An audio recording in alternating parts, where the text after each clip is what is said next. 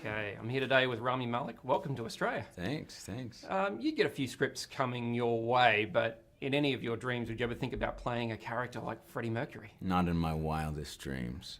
Talk about one of the most fascinating human beings and creatures to ever grace this earth. So how'd the project come about for you? Were they out chasing you, the studio, or did you see the script and you really wanted it and went for it? We didn't even have a studio. It was just the producers, Graham King and Dennis O'Sullivan, had seen me on Mr. Robot, of all things, where I play a very reclusive, socially anxious human being who sits behind a monitor most times and does some vigilante work at night, and not much of a Freddie Mercury character there.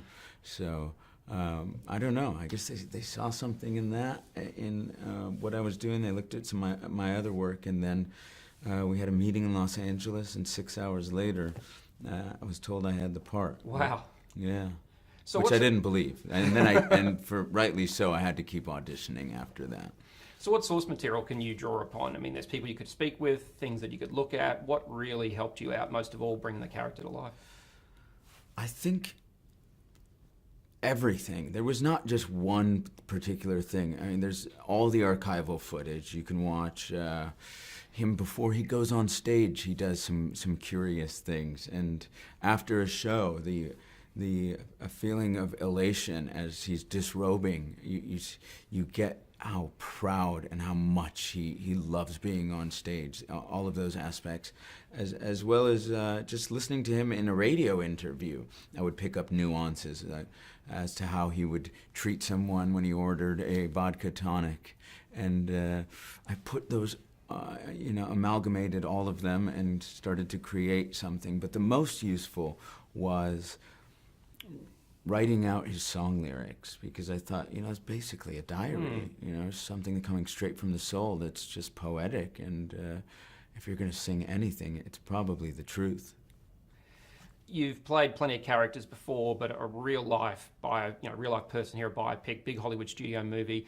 Is it just like any other role to you, or do you feel extra pressure having to live up to expectations? No, this is the most amount of pressure I think I could ever put on myself or have put on me.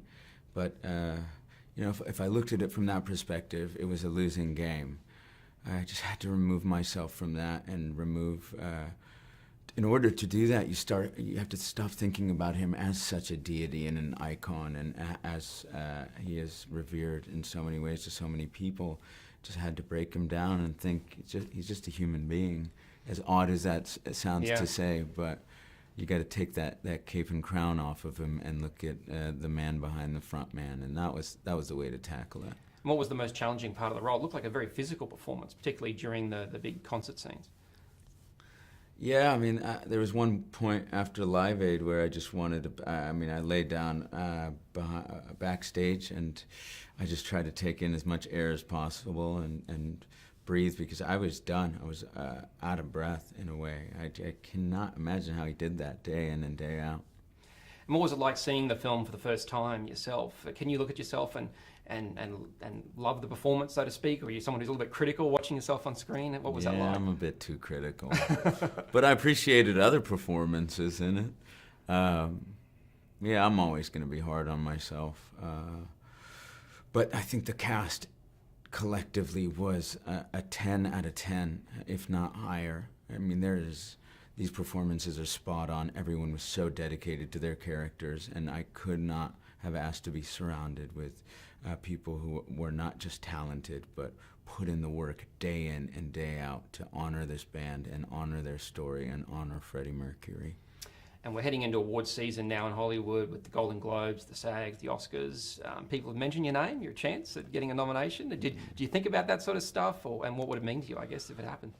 I try not to think about that, because it's hard enough just being an actor, right? I mean, the odds of that are slim to none. If you put that out there, it's exponentially worse. I think you're setting yourself up for disaster. I got to play Freddie Mercury in a film from a Fox film, 20th Century Fox, and tell this man's story. I mean, that's the greatest gift I could ask for. And I guess I'll finish up by asking, what's your sales pitch here? How can we get people to go and see this film? What's the one thing you really, want to say to people about, the reason they need to see this? Look, I think it's one of those films that you just, maybe our generation, yours and mine, could go back and remember when we wanted to really go see a film in the theater. It's immersive. You get this coming-of-age story that can at times be very powerful, very emotional, and uplifting. You get to see these songs that we know well, perhaps we don't, but you see the inception of them, the making of them, and then you get to see them on the big screen as rock concerts where you feel you might have a front row seat to an event you might have never had a chance to go to.